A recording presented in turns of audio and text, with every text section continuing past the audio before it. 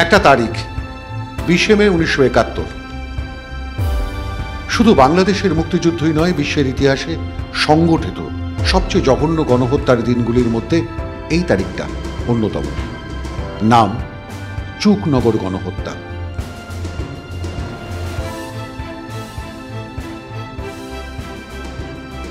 (1971) সালের 20 মে বাংলাদেশের মুক্তিযুদ্ধের সময় পাকিস্তানি বর্বর সৈন্যরা ডুমুরিয়ার ছোট্ট শহর চুকনগরে ততোধিক ছোট্ট একটা জনপদ খালনগরে এই হত্যাকাণ্ড চালায়। এক অতর্কিত হামলার পর তারা 10 থেকে 12 হাজারের নিরস্ত্র অসামরিক হিন্দু শরণার্থী মানুষকে আক্রমণ করে, নির্বিচারে হত্যা করে। ছেলে মেয়ে, কম বয়সী, প্রবীণ, কেউ রক্ষা পায়নি। বাংলাদেশে পাকিস্তানি হানাদারদের গণহত্যার সবচেয়ে বড় ঘটনা হল চুকনগর গণহত্যা। দিনটা ছিল মঙ্গলবার, 20 মে 1971 সাল। নমস্কার, আমি ত্রিদীপ ভট্টাচার্য। মাধ্যমে আপনাদের স্বাগত। ইতিহাসের পাতা থেকে তুলে এনেছি চুকনগর গণহত্যার বর্বর কাহিনী, কারণ 20 মে। চুকনগরের গণহত্যা বাংলাদেশ মুক্তিযুদ্ধের ইতিহাসে একটি কালো অধ্যায় তৈরি করেছে। আজকের চুকনগর সেই সব ঘটনার নীরব সাক্ষী। চুকনগরের প্রত্যেকটি কোণা জানে মুক্তিযোদ্ধাদের খুঁজে পেতে কিভাবে ধ্বংসলীলা চালিয়েছিল পাকিস্তান সেনাবাহিনী। বর্বরতার সমস্ত নজির পার করে গিয়েছিল তারা। সন্তানকে স্তন্যপান করাতে করাতে বুকে গুলি লেগে খুন হয়ে গেছেন মা। সন্তান তখনও তার বুকের ওপর শুয়ে অবোধ। পরদিন সেই শিশুকে উদ্ধার করা হয়েছিল মৃতের স্তূপের আড়াল থেকে। আমার মা যখন মারা গেছে তখন বয়স আমার 6 মাস। আমি তখন কিছু বুঝিনি, জানিনি। তাই সে কোন মোড়লের ছেলে ইরশাদ মোড়ল, ওনার বাবা প্রথম গুলিতে মারিছে, মানে 10,000 লাশ ওই জায়গায় মারা। সেই লাশের ভিতরে ইরশাদ দাদু সেই আমার পাইছিল। দেখে যে আমি আমার মার বুকের পরে দুধ পান করতেছি। মা মারা গেছে, আমি তো বুঝিনি। তখন আমি দুধ খাচ্ছি। তখন বিকেল 4টের সময় এসে তখন ওই দাদু খোঁজ দিয়ে ওর বাবারে এসে দেখে ওর বাবা তো মারা গেছে, আমারে পাইছে এই জায়গায়। পাওয়ার পরে মান্দার দাসের কাছে দিলে, ওই মুহূর্তে দিছিল, একদিনও রাখিনি আমারে। এখন সেই জায়গায় যে তাদের কোনো বাচ্চা না, সন্তান না, আমি একটাই মেয়ে তার। সেই জায়গায় লালন পালন হয়েছে। হওয়ার পরে আমি যখন বুঝতে শিখলাম তখন আমার খুব কষ্ট লাগতো। এমন ঘটনারও সাক্ষী এই চুকনগর। সেদিন এমন কত ঘটনা ঘটেছিল তার কোনো সঠিক ধারণা পাওয়া কঠিন। এলাকার প্রবীণ বয়স্ক ব্যক্তিরা জানান, খুলনা এবং বাংলাদেশের দক্ষিণাঞ্চলে একদল মানুষ পাকিস্তানি খান বাহিনীর নির্যাতন সহ্য করতে পারছিল না। তাই তারা জীবন বাঁচাতে প্রতিবেশী ভারতে পালিয়ে যাওয়ার সিদ্ধান্ত নিয়েছিল।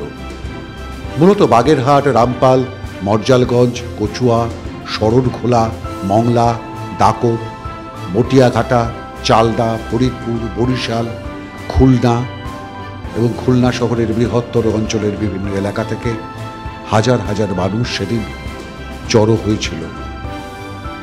মে মাসের মাঝামাঝি থেকেই এই যাত্রা শুরু। ভারতে আসার জন্য তারা রওনা দিয়েছিলেন। ভারতে যাওয়ার জন্য ডুমুরিয়ারে চুকনগর ট্রানজিটকে বেছে নিয়েছিলেন। 19 মে রাতে চুকনগরে পৌঁছানোর পর পরদিন সকালের অপেক্ষা। সাতক্ষীরা ও কলরোয়া সীমান্ত দিয়ে ভারতে ঢুকতে হবে। সেই কারণে চুকনগরে জড়ো হচ্ছিলেন তারা। তিল ধারণের জায়গা ছিল না। হাজার হাজার মানুষ অপেক্ষায়। চুকনগরের বাটখোলা বিল, কাঁচা বাজারের চাঁদনি, ফুটবল মাঠ, কালী মন্দির, যে যেখানে পেয়েছিলেন আশ্রয় নিয়েছিলেন রাতে। সারা রাত নির্ঘুম কাটানোর পর এবার প্রাণে বেঁচে পালানোর অপেক্ষা শুধু। সারা জীবনের জন্য শরণার্থী হতে চলেছেন এই মানুষগুলো। সীমানা খোলার অপেক্ষা শুধু। তার আগে অনেকেই সকালের খাবার বানিয়ে দিচ্ছিলেন আগামী গোটা দিনটার রসদ হিসেবে। কিন্তু 20 মে সকাল 10টার দিকে হঠাৎ করে চুকনগরের বাজারের ঝাউতলায়, তখন অবশ্য নাম ছিল পট্টখোলা, সেই পট্টখোলাতে পাকিস্তানি সেনাবাহিনী নামে, হালকা মেশিনগান এবং আধা স্বয়ংক্রিয় রাইফেল হাতে। সঙ্গে সাদা পোশাকের কিছু মানুষও ঢুকে পড়েছিল গ্রামে। সকাল 10টা থেকে বিকেল 3টে পর্যন্ত তারা নির্বিচারে মানুষ হত্যা করে যাচ্ছিল। কাউকে রেহাই দেয়নি। গণহত্যা থেকে বাঁচার আশায় অনেকেই পাশের ভদ্রা নদীতে ঝাঁপিয়ে পড়েছিল প্রাণে বাঁচতে। সেখানেও চলেছিল মেশিন গানের গুলি। তাদের অনেকেই গুলি খেয়ে মরেছিল, অনেকেই মরেছিল জলে ডুবে। লাল হয়ে গিয়েছিল ভদ্রা নদীর জল। মৃতদেহের গন্ধে চুকনগর এবং তার আশেপাশের বাতাস ভারী হয়ে ওঠে। রাস্তায়, ঘরে, মাঠে মৃতদেহের স্তূপ। কিছু মৃতদেহ পড়ে থাকে, কিছু কবর দেওয়া হয়, কিছু মৃতদেহ ফেলে দেওয়া হয় সেই ভদ্রা নদীতে। কতজন মরেছিল সেদিন তা সঠিক কোনো হিসেব আজও পাওয়া যায় না, জানা যায় না কত মানুষ সেদিন জড়ো হয়েছিলেন চুকনগরে। আজও যখন খেতে মাঠে চাষের কাজে যান মানুষ, লাঙলের ডগায় উঠে আসে মানুষের হাড়, কঙ্কালের অংশ।